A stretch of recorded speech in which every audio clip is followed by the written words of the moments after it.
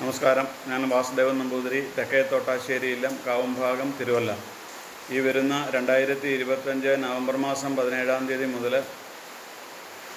കോണത്ത് ശ്രീ മഹാദേവി നവഗ്രഹ ക്ഷേത്രത്തിൽ ഒരു നവഗ്രഹ മഹായാഗം നടത്തുന്നതായി അറിയാൻ കഴിഞ്ഞു. ഈ കേരളത്തിലെ ക്ഷേത്രങ്ങൾ അങ്ങോളം ഇങ്ങോളം ഭാഗവത സത്രങ്ങളും അതുപോലെ തന്നെ സപ്താഹങ്ങളും നവാഹങ്ങളും എല്ലാം നമ്മൾ നടത്തി വരാറുണ്ട്. എന്നാൽ അതിൽ നിന്ന് വിഭിന്നമായിട്ട് ഒരു നവഗ്രഹ മഹായാഗം നടക്കുന്നത് അത്യപൂർവമാണ്. ക്ഷേത്രത്തിലെ ദേവതയോടൊപ്പം തന്നെ തുല്യ പ്രാധാന്യത്തോടുകൂടി ആചരിക്കേണ്ടതായിട്ടുള്ള നവഗ്രഹങ്ങളെ വേണ്ട തരത്തിൽ ആചരിച്ചു വരുന്നുണ്ടോ എന്നുള്ള കാര്യം വളരെ സംശയമാണ്. കാരണം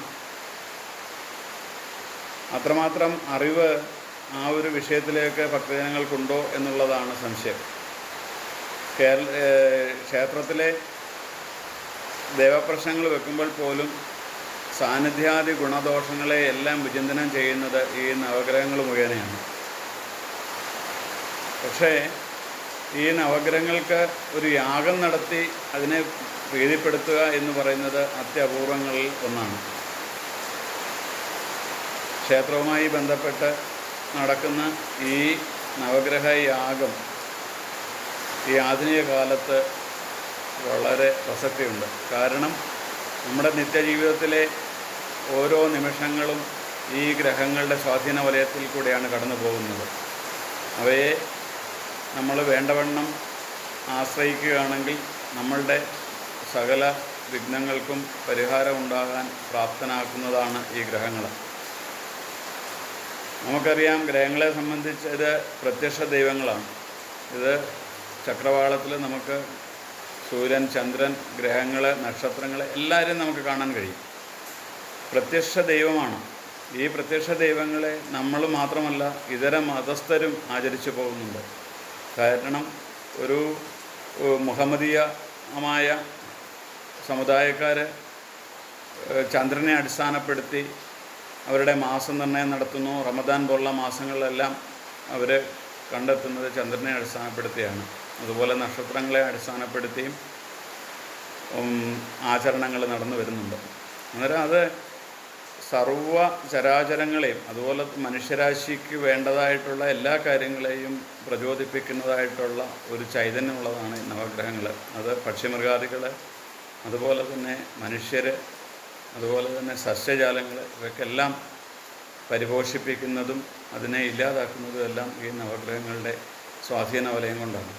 നമുക്കറിയാം, നവഗ്രഹങ്ങളുടെ നമ്മളറിഞ്ഞോ അറിയാതെയോ വിശ്വാസിയോ അവിശ്വാസിയോ അതുപോലെ തന്നെ ഏത് മതസ്ഥരായാലും നമ്മളറിയാതെ ഇതിൽ ആചരിച്ചു പോകുന്ന കാര്യങ്ങളുണ്ട്. ശനിദശ, ഏഴരശനി, കണ്ടകശനി, അതുപോലെ തന്നെ രാഹുകാലം, ഇങ്ങനെ നമുക്ക് നിത്യജീവിതത്തിൽ ഇതെല്ലാം നമ്മൾ ആചരിച്ചു പോകുന്നുണ്ട്.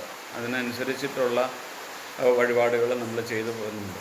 അന്നേരം അത്രമാത്രം പ്രാധാന്യമുള്ള ഈ ഗ്രഹങ്ങളെ നമ്മൾ ആധുനിക യുഗത്തിൽ വളരെ അതിനൊരു ജാതിയില്ല, ഒരു മതമില്ല, ഒരു വിശ്വാസിയെന്നോ അവിശ്വാസിയെന്നോ ഇല്ലാതെ ഗുരുദേവൻ പറഞ്ഞതുപോലെ തന്നെ മതമേതായാലും മനുഷ്യൻ നന്നായാൽ മതി എന്നുള്ള, ഒരു ജാതി, ഒരു മതം, ഒരു ദൈവം, മതമേതായാലും മനുഷ്യൻ നന്നായാൽ മതി എന്നുള്ള ഒരു ആപ്തവാക്യം കൂടെ ഈ സമയത്ത് നമ്മൾ വിസ്മരിക്കാൻ പാടില്ല. ശരിക്കും ഈ ഉദ്യമത്തിന് പുറപ്പെട്ട ഭക്തജനങ്ങളായ നല്ലവരായ ഭക്തജനങ്ങൾക്കും അതുപോലെ തന്നെ ഈ ഒരു ഉദ്യമത്തിന് പുറപ്പെട്ട അതിൻ്റെ ഭാരവാഹികൾക്കും എല്ലാ ഈശ്വരാനുഗ്രഹങ്ങളും ഉണ്ടാകട്ടെ. അത് പൂർണ്ണ വിജയത്തിലേക്ക് എത്തിക്കാൻ ഈ ദേവിയുടെയും അതുപോലെ നവഗ്രഹങ്ങളുടെയും അനുഗ്രഹം ഉണ്ടാകട്ടെ എന്ന് മനസ്സുകൊണ്ട് പ്രാർത്ഥിച്ച് നമുക്കൊരുമിച്ച് ഈ യാഗത്തിനെ നമുക്ക് ഉത്തമ ഒരു യാഗമായി മാറ്റാം. സഹന അവതു സഹനോ പുനക്തു സഹവീര്യം കരവാവഹേ തേജസ്വിനാവധീതമസ്തു മാ വിദ്വിഷാവഹേ. ഓം ശാന്തി ശാന്തി ശാന്തി. നമുക്ക് പരസ്പരം യോജിച്ച്, നമുക്ക് പരസ്പരം ഭുജിച്ച്, നമുക്ക് ഒരുമിച്ച് വീര്യം തേടാം. പരസ്പരം ദ്വേഷിക്കാതിരിക്കട്ടെ, അതായിരിക്കട്ടെ നമ്മുടെ ആപ്തവാക്യം.